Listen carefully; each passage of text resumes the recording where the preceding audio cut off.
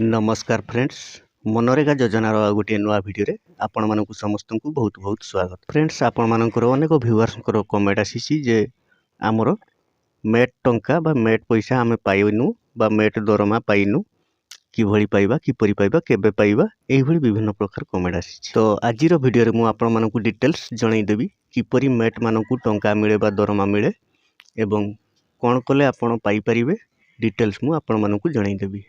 तो डेरी नकरी चलतु भिडियोटी स्टार्ट करनेबा। किंतु फ्रेंड्स, जदि आपण आम चैनल को प्रथम करी आछंती एही भली नुआ नुआ अपडेट पाइबा पई चैनल टी को सब्सक्राइब करि नियंतु आउ भिडियोटी को निश्चित भाबे गोटे लाइक करि दियंतु। तो चलतु जानिबा। देखंतु एनआरजीए एनएमएमएस कोले आपण को डेली 507 टंका वर्तमान अछि। तो डेली 507 टंका हिसाब रे आपणकर सेमी स्किल मास्टर रोल रे पेमेंट हुए। जेतेबेले आपणकर डिमांड हुए अनस्किल लेबर पाई सही डिमांड समय रे गोटे सेमी स्किल मास्टर रोल बाहरी थाए।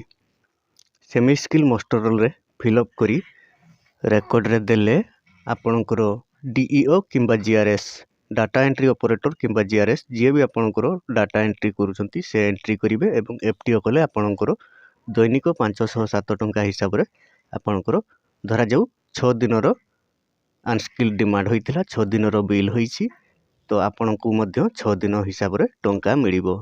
जते दिन रो आपण एनएमएमएस करिथिबे सेति दिन रो टंका आपण को अकाउंट को ट्रांसफर हेबो बा एफटीओ हेबो। सेमी स्किल मास्टर रोल जरिया रे एफटीओ हेबो।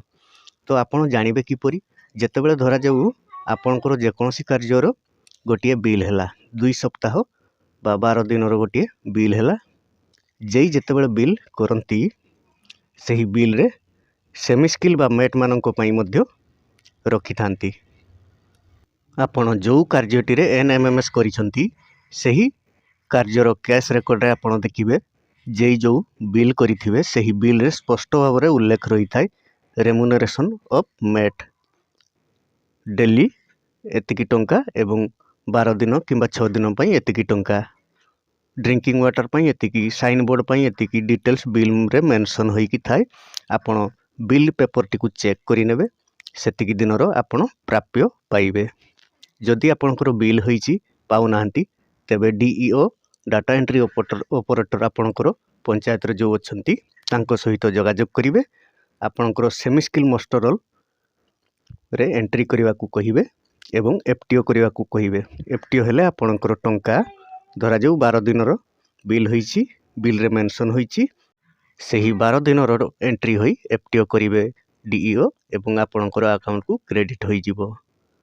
तो आपण माने आ गोटे कथा जानि रखंतु जेतेबेले अनस्किल लेबर डिमांड हुए जेतेबेले आपणकर जे कोनोसी कार्य रो डिमांड हुए कार्य आरंभ पई सही डिमांड समय रे ही सेमी स्किल मास्टर रोल बाहरी थाए। डिमांड समय रे आपण डीईओ किंबा आपणकर जीआरएस जे भी अछंती आपणकर डाटा एंट्री करूछंती से मानकु कहिबे सेमी स्किल रो मास्टर रोल निश्चित बाहर करंतु।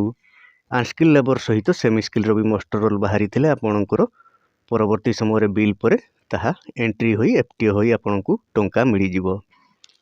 तो दर्शक बंधु, आशा करूची एही छोटो इनफॉरमेशन टी आपण मानकु भलो लागिथिबो। जदि भलो लागि थाई तेबे निश्चित भाबे भिडियो टी को लाइक करि दियंतु आउ एही भली नुआ नुआ अपडेट पाइबा पई आम चैनल को सब्सक्राइब करि नियंतु। भिडियो टी शेष पर्यंत देखिथिबारु आपण मानकु बहुत बहुत धन्यवाद।